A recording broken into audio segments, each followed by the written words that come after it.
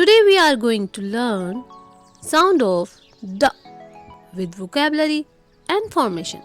Let's start. Duck, door, dog, doll, desk, donkey. Now it's your turn.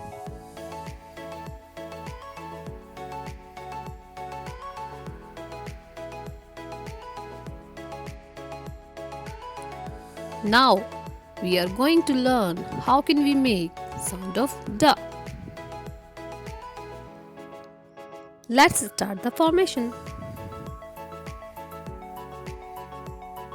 Make a curve, go up and come down. D.